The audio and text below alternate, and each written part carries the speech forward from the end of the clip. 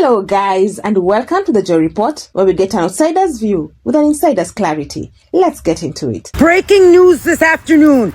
Donald Trump and Homeland Security have eliminated TPS for Haiti, leaving millions and millions of Haitians with no legal status in this country. This is so inhumane. Trump came on one of his tweets or whatever stating that Haiti has become a much better place. It's a lot safer so that the people could go back to their country. This is absolutely disgusting, unacceptable. You can't just mess with people's lives like that and take away something that they've worked for to come here legally. Your whole thing was you were getting rid of fucking criminals. These are not criminals. They did things the right way. They're here legally now. This is disgusting. Loves, I just got to stop by really quick to let you know that the Department of Homeland Security has ended temporary protective status, TPS, for Haitian people. We're talking 520,000 people who are currently Haitian in this country that are under the TPS. They have ended it.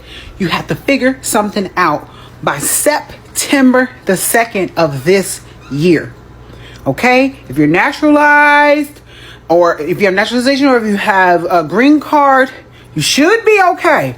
But when I tell you that this government can't trust them, can't trust them.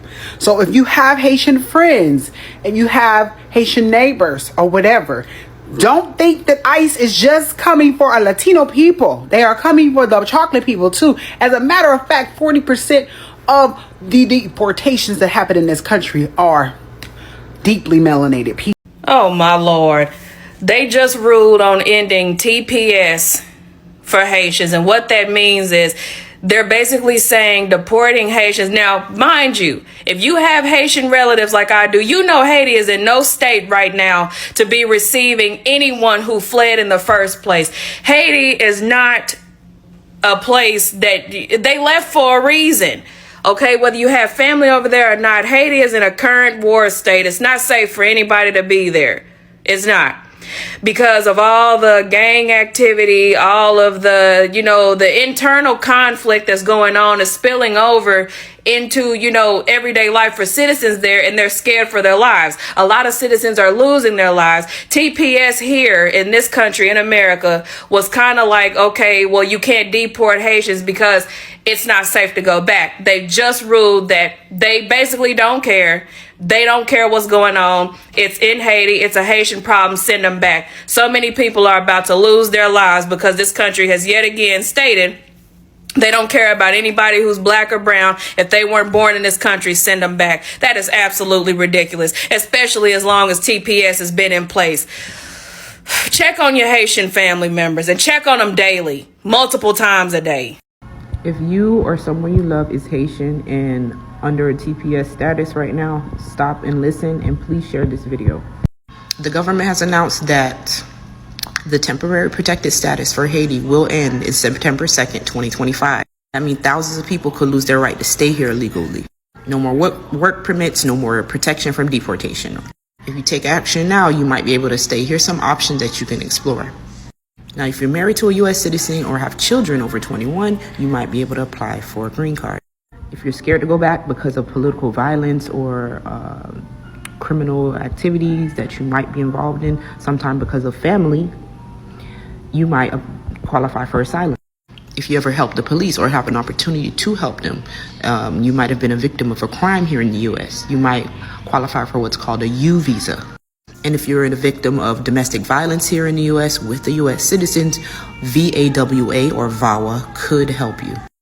Don't wait until your TPS expires. In today's video, we're going to talk about Haitians being forced out of America despite their country being unstable. The situation unfolding for Haitians in America is nothing short of a humanitarian contradiction. On one hand, the TIS administration insists that it's safe for Haitians to return to their homeland. On the other, the very same government is warning its own citizens not to travel there due to violence, kidnappings, and extreme instability. How is it that a country deemed too dangerous for American tourists is somehow safe enough for deportees? It's a question that reveals the cold, calculated nature of this administration's immigration policies. There's no concern for humanity, no real strategy, just a political agenda that treats vulnerable communities like pawns.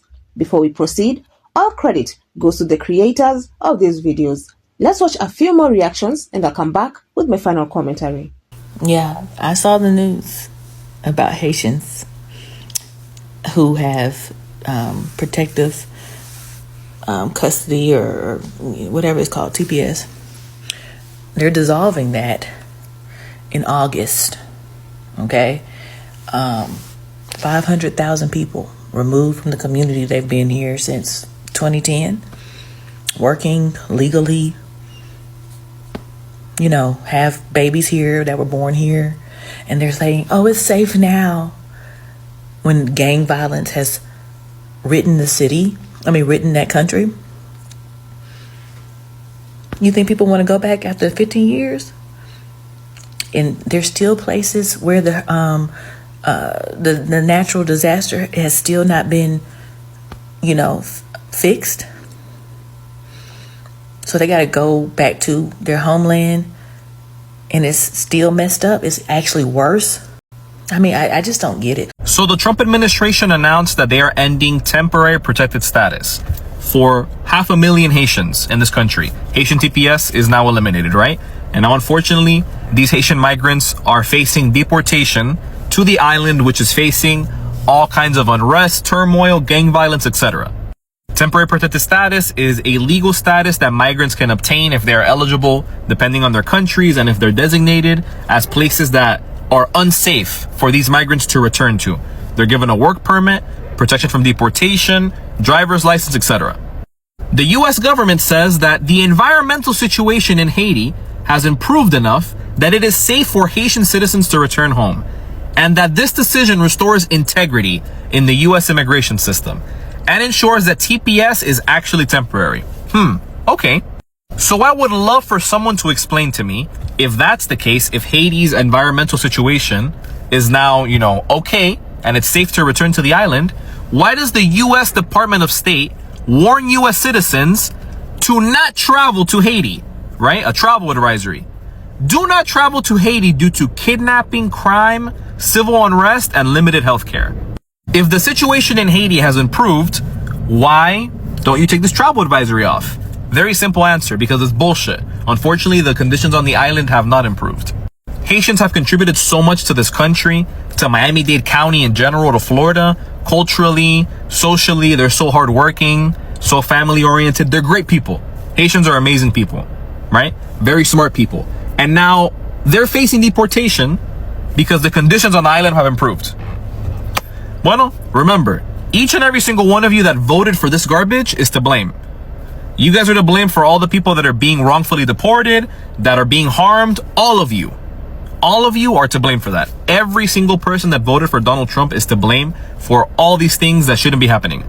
Haitians, many of whom have lived in the United States for years, working, paying taxes, raising children, are now being shown the door without a second thought. They are being forced out of a country they've called home, only to be sent back to a nation in chaos. Haiti is facing severe political unrest, rampant gang violence, food insecurity, and a healthcare system on the verge of collapse. Yet somehow, DT and his allies insist it's quote-unquote safe to return.